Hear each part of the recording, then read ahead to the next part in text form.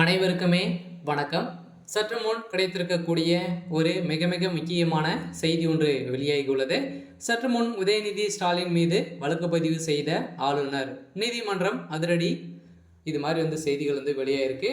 So அதனால் இப்போ தமிழகத்தில் நடக்கக்கூடிய விஷயங்களை பார்த்தாவே பார்த்தீங்கன்னா நிறைய பிரச்சனைகள் ஏற்பட்டு இருக்கு இல்லையா. ஸோ இதனால் பார்த்தீங்கன்னா ஆளுநர் RN ரவி அவர்கள் சார் 2025 முதல் சட்டப்பேரவை கூட்டம் நடைபெற்றது.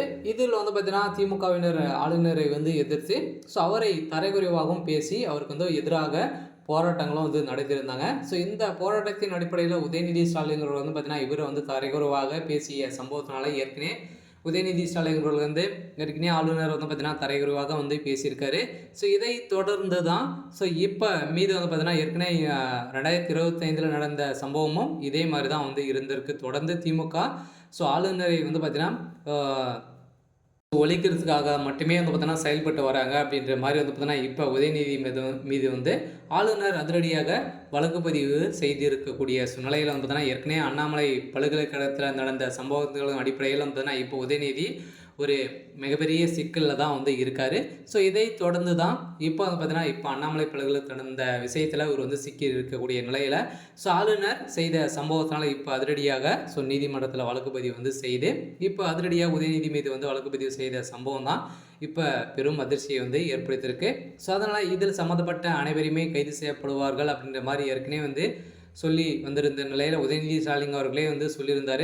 இருந்தாலும் இந்த அண்ணாமலை பல்கலைக்கழக சம்பவத்தில் குற்றவாளி 4 மணி நேரத்தில் கைது செய்யப்படுவார்கள் அப்படின்னு சொல்லியிருந்த நிலையில் அந்த குற்றவாளிகள் அனைத்துமே திமுகவுடைய தலைமையகத்தில் தான் பெரிய பெரிய போஸ்டிங்கள் இருக்காங்க அப்படின்ற மாதிரி பார்த்தீங்கன்னா சாட்டிகள் எதிர்கட்சி தலைவர்களும் அனைவருமே குற்றச்சாட்டை வந்திருந்த நிலையில் இப்போ அந்த சார் உதயநிதி தான் அப்படின்ற மாதிரி ஸோ கேள்விகள் எழுப்பப்பட்டு இருந்திருந்த நிலையில் இப்போ உதயநிதி மீது வழக்கு பதிவு செஞ்சுருக்காங்க. ஸோ அதனால் உதயநிதி அவர்களும் ஏற்கனவே நிறைய ஊழல் பட்டியலை சிக்கியிருக்கக்கூடிய நிலையில் ஏற்கனவே சனாதன வழக்கும் சிக்கியிருக்காரு.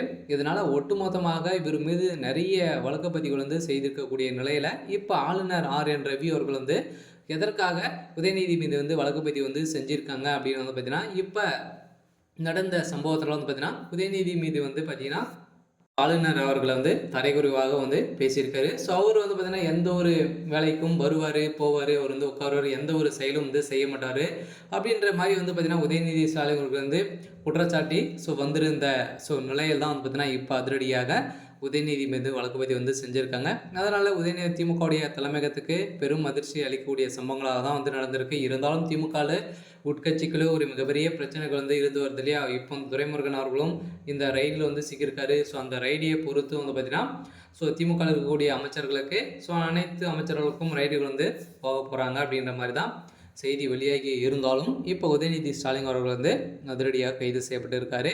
சரி, ஓகே.